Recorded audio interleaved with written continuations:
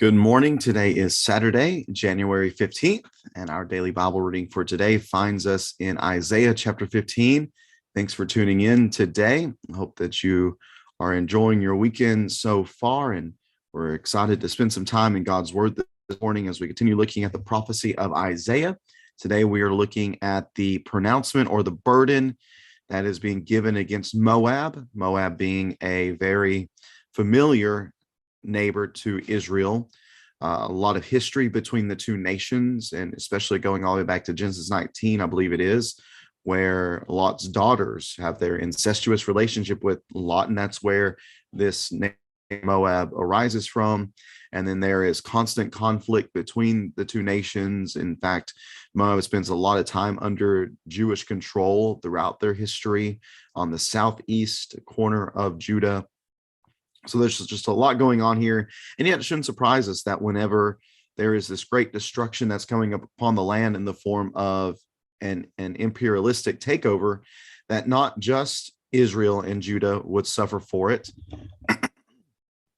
excuse me, but also that the surrounding nations would be engaged in that as well. And we see that here today as we look at this pronouncement or this burden against Moab that takes place across chapters 15 and what we're going to read tomorrow in chapter 16 as well. But let's look this morning in Isaiah chapter 15, and let's read this together, make a couple comments, and we'll be about with our day today. Isaiah chapter 15. Make sure that I have that right.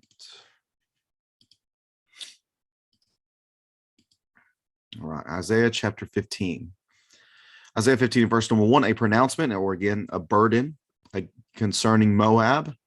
R in Moab is devastated, destroyed in a night. Here in Moab is devastated, destroyed in a night.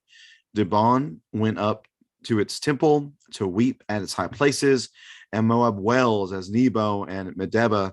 Every head is shaved, and every beard is chopped short. In its streets they wear sackcloth. On its rooftops, and in its public squares, everyone wails, falling down and weeping. Heshbon and Eliah cry out. Their voices are heard as far as Jahaz. Therefore, the soldiers of Moab cry out, and they tremble. My heart cries out over Moab, whose fugitives flee as far as Zoar and Eglath Shelishiyah. They go up the ascent of Luhith, weeping, and they raise a cry of destruction on the road to Horonaim. The waters of Nimrim are desolate, the grass is withered, the foliage is gone, the vegetation has vanished.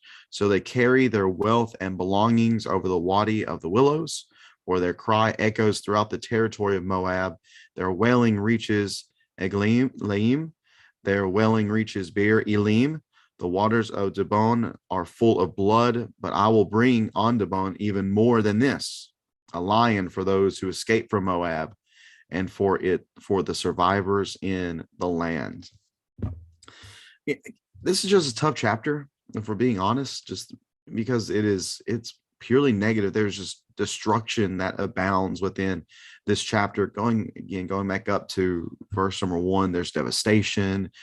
And there's devastation. And there's shame that is being discussed with the shaving of heads and the chopping short of beards. There's people who are wearing sackcloth. There's wailing, and there's weeping, and there's crying, and there's falling down. There's trembling, even from the soldiers. It is just a picture of full out devastation. Yeah, I want to note verse number 5, that my heart cries out over Moab. My heart cries out over Moab. Well, who's the one that's crying out? It seems to be, I believe, the Lord. The Lord is the one who is crying out here, because he is the one that is bringing this upon them.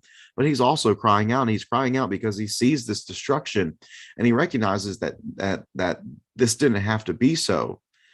But there is destruction, there is desolation, there is a withering and a vanishing. And it is so because in the midst of all this, in the midst of everything that's going on with this nation and this destruction from them, I want to note verse number 7. Verse number 7. Notice what they're doing. Whenever all this is taking place, They're still trying to carry their wealth and their belongings. These people have focused so much time, it seems, on accumulating for themselves material wealth that in the midst of all this, instead of just trying to stay alive or instead of repenting and turning to God, they're still focusing on carrying their wealth and their belongings. That doesn't happen by accident. Now that happens by living a life that is focused on these things. That if these are things that happen, if this is the event that takes place, the first thing they think about is, oh no, what about my stuff? What about my stuff that I've taken so long trying to accumulate within my life? And I wonder for us, if there was something that was to take place, some sort of devastating event in our lives, what would be the thing that we would worry about most? What would be the first thing what would be our initial reaction? It's kind of like if your house is on fire, what are you grabbing to take out? Are you trying to take out just materialistic things, or are you focusing on saving things of nostalgic importance, or things of significant meaning? Grab the cat or the dog. The people that we are on a regular everyday basis is going to determine who we are in those moments. So as I think about these people, they seem to be a very materialistic people. They were focused on wealth, and therefore whenever destruction came, that was what they were going to focus on trying to save. And that stands as a strong lesson to me, is I need to make sure that I'm really paying attention to what Jesus says in Matthew chapter 6. And I remember the truth of where my treasure is, there my heart will be also. As we go throughout our day today, let us think about where our heart is, where our treasure is. What do we value most? Because what we value most is what has our hearts, and our hearts should belong to God. Therefore, if what we value most is not of those things pertaining to God and his will, then we might just be missing the mark a good bit and be in need of some correcting. Let's think about that today. Appreciate you joining in. Do hope that you have a good day. I know that it's supposed to get kind of crazy with some weather or stuff, maybe today or tomorrow or at some point. You know how us Tennesseans are whenever it comes to wintry weather, and apparently for even worse. So let's be praying for safety today. And if it does get a little sketchy outside, let's be safe.